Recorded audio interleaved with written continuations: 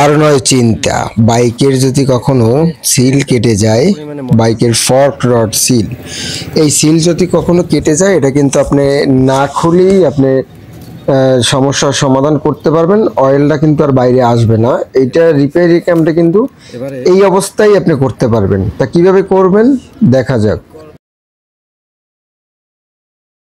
আসসালামু আলাইকুম বাইকার্স, কেমন আছেন? আলহামদুলিল্লাহ অনেক ভালো আছেন আশা করি। আজকে আপনাদের মাঝে আবার নতুন রিভিউ নিয়ে চলে আসলাম।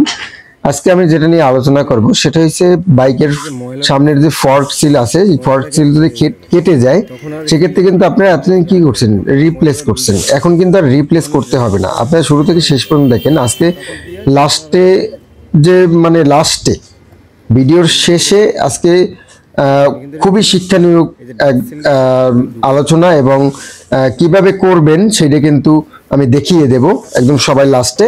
অবশ্যই ভিডিওটা শেষ পর্যন্ত দেখবেন। মাঝখান দিয়ে দেখলে কিন্তু আপনারা কিছু বুঝবেন না এবং জানবেনও না, ঠিক আছে?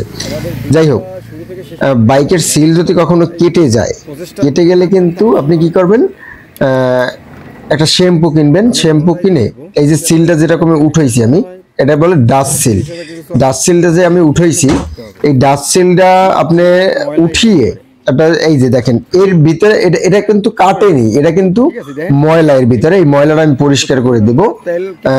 এটা কিন্তু এই ময়লাটা জমছে, এই ময়লাটা জমছে, এই ময়লার কারণেই কিন্তু আপনার সিলটা কেটে যায়। এই জন্য প্রতি 2 মাস কি 3 মাস অন্তর অন্তর, 2 মাস 3 মাস না, হ্যাঁ 2 মাস 3 মাস অন্তর অন্তর আপনি অবশ্যই এই সিলটা পরিষ্কার করবেন এই শ্যাম্পু দিয়ে। তো কিভাবে কি পরিষ্কার করবেন সেটা আমি লাস্ট টাইমে দেখাবো। তার আগে প্রসেসগুলো আমি বলি। দেখেন, শ্যাম্পুটা যখন দিবেন, দেওয়ার পরে সাইড দিয়ে অবশ্যই ছড়িয়ে দেবেন, যেন ছড়িয়ে দেয়, সাইডে যেন ছড়িয়ে দেয়, ঠিক আছে? এই পুরো সাইডটা ছড়িয়ে দিয়ে তারপরে কিন্তু কি করতে হবে, ডাস্ট সিলটা কিন্তু ফিটিং করতে হবে। ডাস্ট সিলটা যখন ফিটিং করবেন, করার পরে যে প্রসেসটা আমি দেখাবো, যদি এইটা করতে হবে কিন্তু আপনি যখন ধরেন আপনার সিলটা কেটে গেছে, কেটে যাওয়ার পরে আপনি হালকা হালকা তেল বের হচ্ছে, তখনই কিন্তু আপনি এটা করতে হবে। যদি আপনি বেশি কেটে যাওয়ার পরে যদি আপনি করেন, তাহলে কিন্তু এটা হবে না, তাহলে কিন্তু মিসিং হয়ে যাবে, ঠিক আছে? যে সিলটা আপনার নষ্ট হয়ে যাবে, আর কিন্তু আপনি রিপেয়ারিং করতে পারবেন না। এখন দেখেন, আমি ওইটা দিলাম, দেওয়ার পরে কিন্তু এইটারে আমরা কি করব, সামনে পাঞ্চ করব।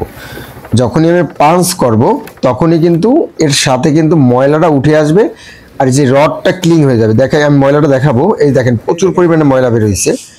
এই যে ময়লাটা, এই ময়লাটাই আপনার রাবারের ভিতরে বর্ডারে যখন ঢুকে যায় তখন কিন্তু এটা লিক করে। যখন লিক করে তখন তেলটা কি করে, বাইরে বের হয়ে আসে, ঠিক আছে? এই যে টিপস গুলো যে আপনি দিলাম, এই তথ্যটা যে আপনাকে দিলাম, এই তথ্যটা আপনার বাংলাদেশের কোনো মেকানিক দিবে না এবং এ নিয়ে রিসার্চও করবে না, ঠিক আছে? আপনি যাবেন, চেঞ্জ করে দেবে। আপনার লাগে চ্যালেঞ্জ করে বলতে পারি, কোনো মেকানিক এনে দিবে না। আর অবশ্যই সঠিক মেকানিক নির্বাচন করবেন বাইকের কাজ করানোর জন্য, ঠিক আছে? যদি আপনার সঠিক বাইকের কাজ যদি সঠিক না হয়, তাহলে কিন্তু বাইকটা সঠিক চলবে না।